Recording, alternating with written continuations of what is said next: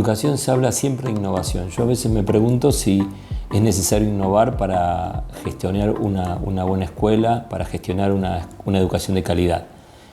Y pensando que el siglo XXI requiere de nosotros, de nuestras escuelas, de nuestros procesos de enseñanza, modos diferentes de hacer las cosas, me pregunto si es posible hacerlos de manera adecuada sin gestionar una innovación pertinente, adecuada, sustanciosa en los modos de hacer cotidianos. Entonces, si pensamos que necesitamos mejorar nuestro proceso educativo, también tenemos que pensar que necesitamos innovar dichos procesos o por lo menos repensar formas de hacer tradicionales. Muchas de las cosas que nos pasan en la escuela son modos que hemos heredado sin demasiada crítica, haciéndolo como prácticas heredadas casi reflexivamente, ¿no? Nos podríamos preguntar por qué izamos la bandera todas las mañanas, qué sentido tiene hoy ese proceso cuando inicialmente fue hecho para construir una nación que no estaba construida o al menos no estaba amalgamada, era más bien un grupo de inmigrantes y de personas nativas sin demasiada conexión entre ellos. Entonces se requería ese ritual para recordar que somos argentinos y construir nuestra nacionalidad. Bueno, como ese ejemplo, muchas de las prácticas que hacemos hoy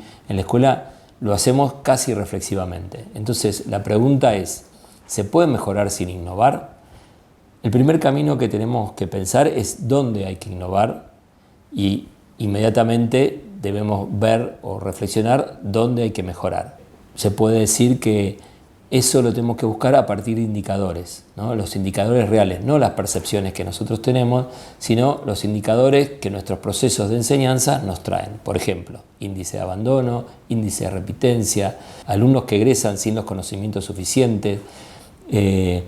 Pensar cómo nos va a nuestros alumnos en la universidad, cómo les va en el mundo laboral, si los preparamos para eso o no. Entonces, cuando esos indicadores nos van marcando una alerta, nos van diciendo, bueno, por acá no, deberíamos gestionar algo para que esos indicadores mejoren, ahí es donde se requiere una innovación. ¿Qué es una innovación?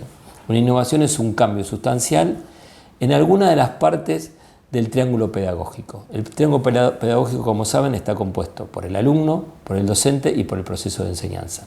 Entonces, algo en ese triángulo pedagógico debe modificarse de manera sustancial. O el rol del docente como dador de información, hoy en día cualquier plataforma tiene muchísima más información que la que un ser humano puede tener, que la que un docente puede tener, mucho más actualizada, mucho más ayornada, pero el docente, entonces, la función deja de ser la de dar la información para la de curar ese proceso de información, o sea, ir a buscar la información a las redes, a los libros, a los instrumentos tecnológicos donde se alberga, donde se aloja, y ayudarlos a repensar cuál es la información adecuada, cuál es la que responde a las necesidades, cuál es la que resuelve la problemática propuesta.